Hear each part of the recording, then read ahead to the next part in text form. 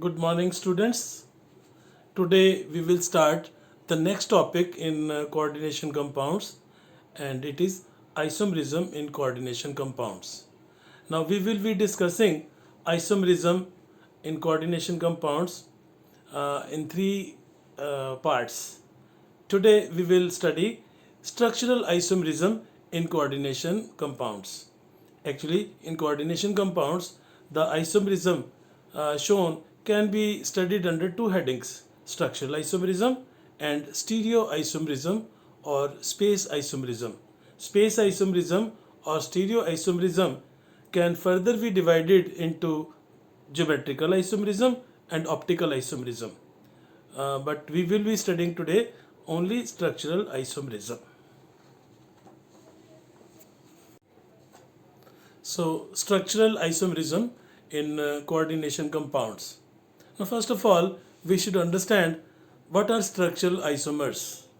Sir, structural isomers are those compounds which possess the same molecular formula but which differ in their properties due to difference in their structures.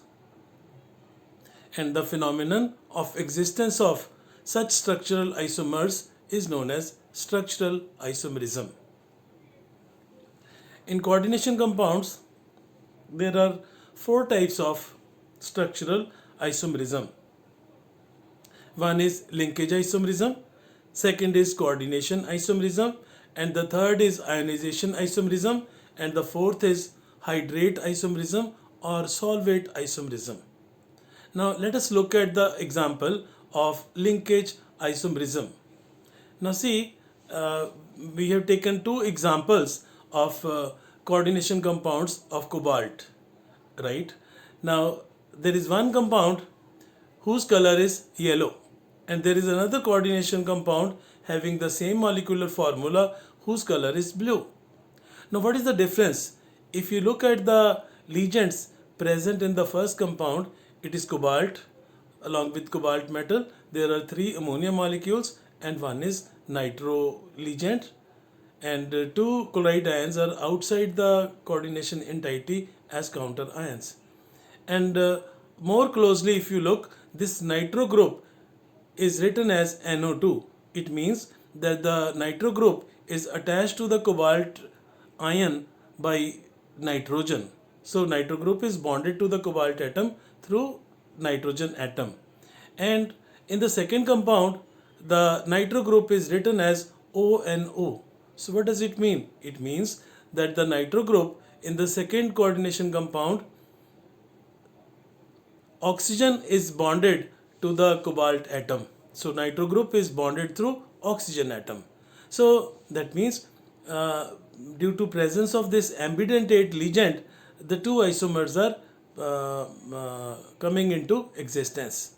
So such isomers, such type of linkage isomerism is shown by those compounds, those coordination complexes which contain an ambidentate ligand. Now you have already studied the examples of ambidentate ligand. You have studied nitro group and you have also studied that thiocyanate group. Okay, so here is the case of nitro group. So nitro group can attach itself to the metal atom through nitrogen. It can also attach itself to the metal atom through oxygen. So the two isomers, the two linkage isomers, the two structural isomers, they differ in the way they are linked to the metal atom. So such isomers which have got the same molecular formula but which differ in the way the ligands are linked to the metal atom are known as linkage isomers, and the phenomenon is known as linkage isomerism. Okay. The second type of structural isomerism is coordination isomerism. Now first of all, look at the examples. Again, we have taken two examples, and you will see that in each example the two coordination entities, they are present. The first one is a cation and another one is anion. In the first coordination entity, 6 amino groups, 6 amino ligands, they are linked to the cobalt ion. And in the anionic part, anionic coordination entity, 6 cyanide ligands, they are linked to the chromium cation. Let us look at the second example. The things are opposite. Here, 6 ammonia molecules, they are linked to chromium and it is forming the cation, whereas in the anion, 6 cyanide ions, they are linked to the cobalt cation, right? So these are two coordination compounds which differ in their properties. Why? Because of difference in the ligands which are attached in the to the metal atom in cationic and anionic entities. So how these coordination isomers are formed? They are formed due to interchange of ligands between cationic and anionic entities. So isomers which come into existence due to interchange of ligands between cationic and anionic entities are known as coordination isomers, and the phenomenon is known as coordination isomerism. Then next example of structural isomerism which is seen in coordination compounds is that of ionization isomerism. Now what happens in this? Look at the examples. I have given two examples.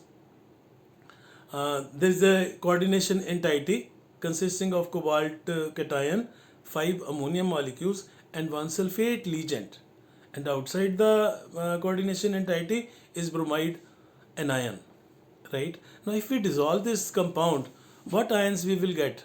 We will get one bromide anion along with the coordination entity. Okay, so we will be getting bromide anion on dissolving this compound in water along with the cationic entity. Okay, then look at the second example. The second example is cobalt. It is having 5 ammonia molecules as ligand and 1 bromide as the ligand, and outside the coordination entity is sulfate anion, right? Now if you see, the molecular formula of both the compounds is same. The only difference is of the cationic of the counter ions. In the first, the counter ion is bromide anion, and in the second, the counter ion is sulfate anion. If you will dissolve these compounds separately, in the first compound we will have bromide ions available in the aqueous solution, but in the second case, when we dissolve the second compound, the anion which will be available in the aqueous solution will be sulfate anion.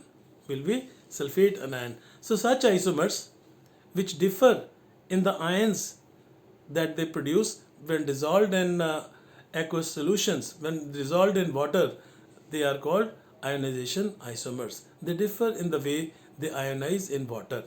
So ionization isomers are isomers which possess the same molecular formula, but they differ in the ions which they produce in their aqueous solutions, and the phenomenon is known as ionization isomerism.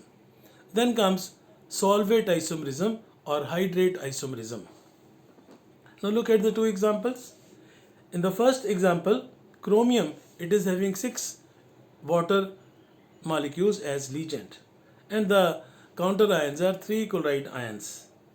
And in the second example, the metal ion is chromium, and with 5 water molecules as ligands and 1 chloride ion as ligand, and outside the coordination entity are 2 chloride ions which are acting as counter ion, and 1 water molecule is present as free water or as water of crystallization.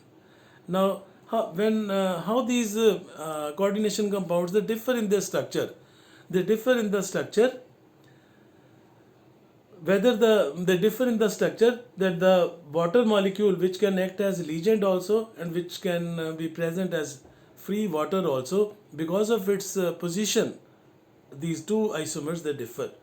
So the solvate isomers or hydrate isomers, they differ in whether the solvent molecule or water molecule is bonded to the metal atom or it is present outside the coordination entity as free solvent molecule. So such isomers which differ in the way the water molecule is present are known as solvate or hydrate isomers, and the phenomenon is known as hydrate isomerism or solvate isomerism.